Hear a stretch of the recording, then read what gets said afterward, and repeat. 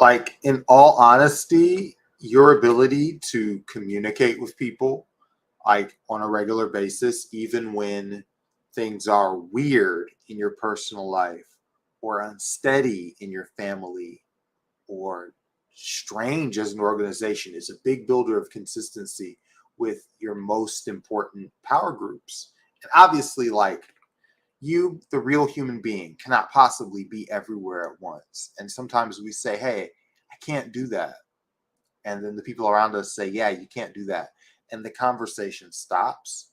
But like, you can now design messaging that is way ahead of the curve, so that the next time that there's a last minute emergency in your family, there's messaging ready.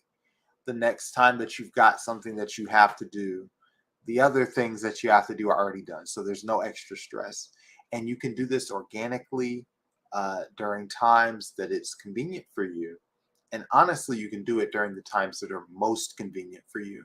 So if you are a person that likes to play with voice notes when you're getting out of the shower and tell other people what to do, this works for you. And, you know, that's something you want to happen when you're trying to entice people to be part of your vision. You want it to be something that fits smoothly and organically into your life. So here's a plan for you to actually achieve that. First of all, go through the last 6 months of your emails, your social media posts, your newsletters, your memos, uh, your pitches to really important donors or clients. Like anything really important and high leverage that's gone out under your organization's name.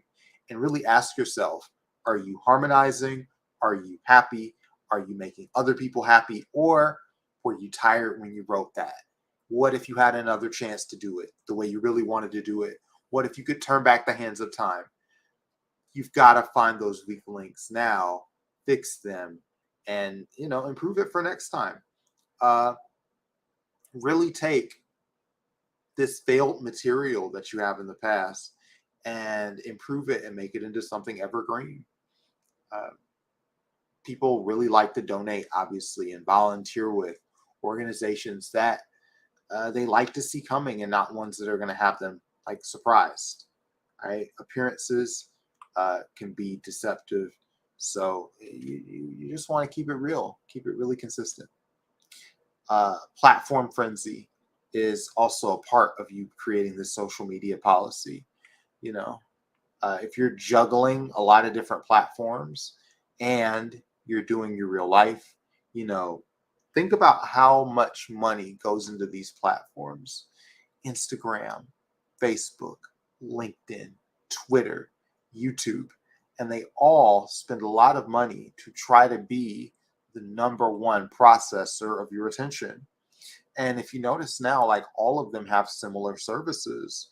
Like they're all trying to replace each other. There's no more room for innovation. Uh, so you've really got to think about how much competition there is for attention before you decide, oh, my company's going to be great on Facebook and will also be on everything else. Uh, Obviously, it's really enticing to be everywhere, but also, have you ever had something in life that's really enticing and also made you tired? It's not always the best thing to go after. Really, your social media life can be what you want it to be. And, if you have really high end relationships that you need to make, you can still make them without having 100,000 on Instagram. Just stick to those platforms that you really believe in, that you like, that fit your workflow, and they're the places where your target audience actually hangs out. You've got to remember that the energy that you have, that you can bring to the table each day, is finite. So you really, number one, have to distribute it in a way that you are comfortable with. And you also can't waste it shouting into the void.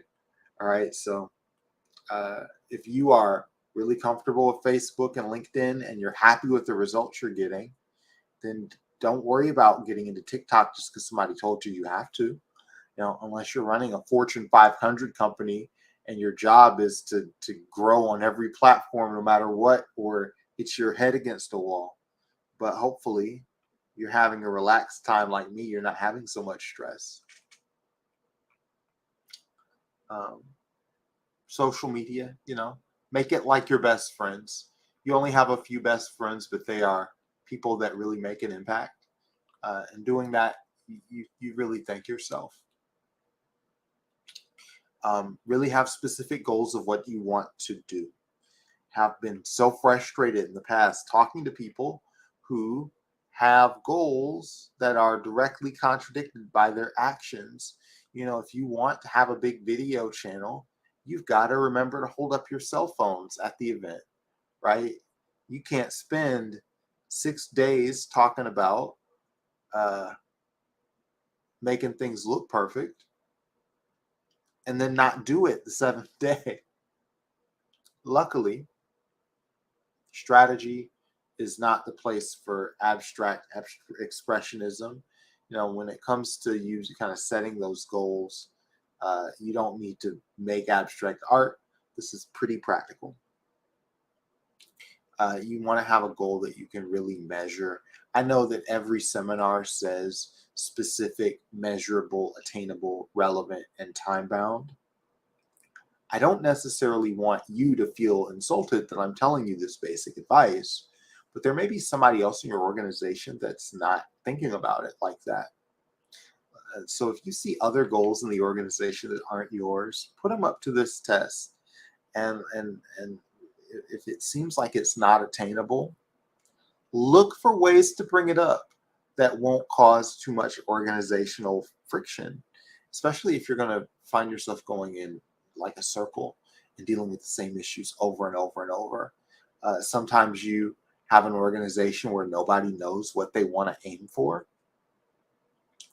Uh, and that can be fine at the meeting, but then afterwards, what are you here to do? And it can create kind of aimlessness. Just sort of keep your eyes on the prize, keep everybody on the same page, and use data. Once you have goals, then data comes right alongside goals. If you've got real goals, there's data. If you don't have data, it wasn't a real goal. For most people, they say, well, my goal is to have more volunteers. You need to make a spreadsheet that says date, number of volunteers, now 30 days from now, and then start tracking it. What about email opens? Most software has something that'll track who opens the email, who reads it, who clicks it. And if you're not happy with the messaging, you go through it and you look at each line until you get results that you want. Because you can't always trust your gut. Honestly, think about this.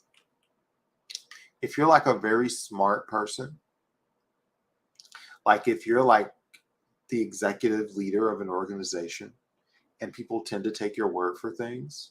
If you don't have good data infrastructure and you're wrong about something, it messes up the whole works. It drains everything. So you can't treat data like a suggestion. You've got to really start writing down and putting things on a spreadsheet. And if it's not on a spreadsheet, have it in a notebook somewhere. Pick 3 of these that really matter. And really, you don't have to even keep track of them all.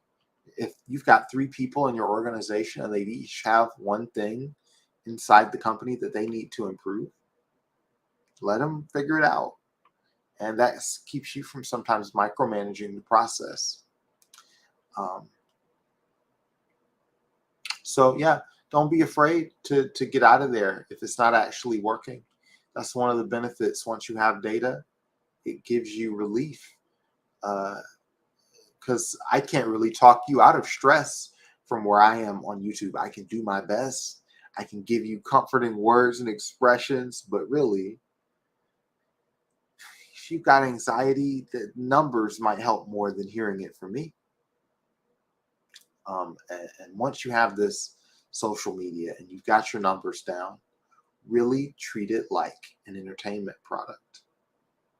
Now, sometimes you've got something very sensitive like a disease or public safety, uh, and you think, wow, I can't make this. I don't want to make it like a true crime channel.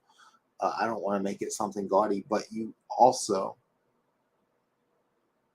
have to think about what is the emotional change that people are going to go through as they use your product, as they join your organization, as they talk to you? Will they feel better? Will they feel different? What's going to change? And you want to start really thinking about that place. And like, you know, if you don't want to meet someone who feels hopeless, then you won't write about hopelessness. But when you do that, you want to be really to the point. High editorial standards. Really pause, ask yourself, you know, is this really what I want to have? Um,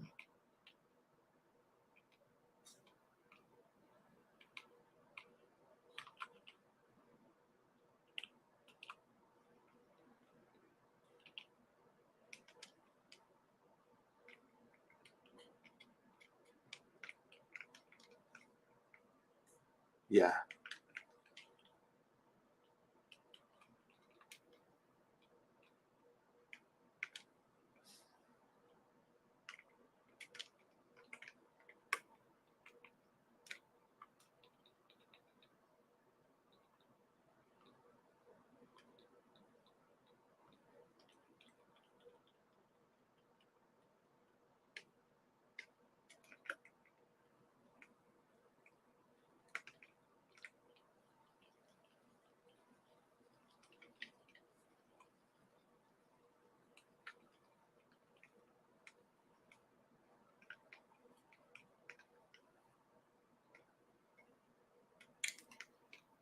write with a sense of suspense. You know, you want to keep people interested over time. That means, you know, people inside the organization, tell them there's always more to tell people about. Keep people looking forward to what's coming next. If there's a new event, talk about it. And if you're sending something automated like an email sequence or a social post, look for opportunities to get people excited for what's coming in your pipeline. They should be coming to you and asking you about it. Um, and get started now. You know, don't wait for, gotta have a better camera, gotta have a better app, gotta have a better spokesperson, gotta be at a better event. And all that time goes and a year passes and you don't have footage. Uh, just hold your phone up wherever you are and talk to people about what you're doing. Wherever you are is good enough to get started. Um, and stick to places that you're comfortable. You know, it obviously is tempting to want to be everywhere, but it's annoying. It's very hard. Look at shared bookmarks. Shared bookmarks are great. They're just a way to keep uh, an infrastructure of ideas. Everybody has their own ideas, and we don't all know what a good idea is or looks like. And if someone has a good idea, does it go through the whole company? Does it reach the top?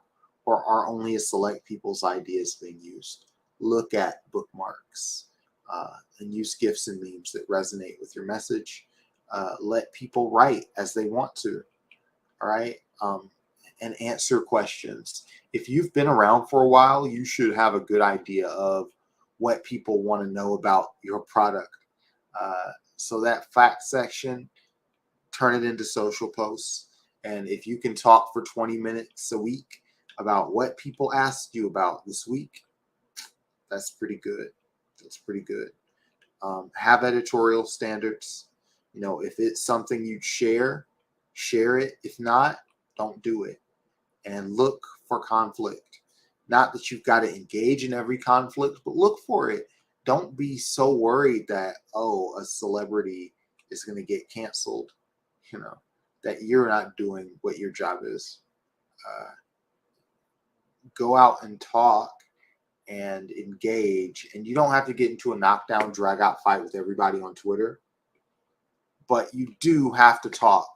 You know, if you're in the news, you can't let it just go by like nothing happened. And really, community is your most important asset.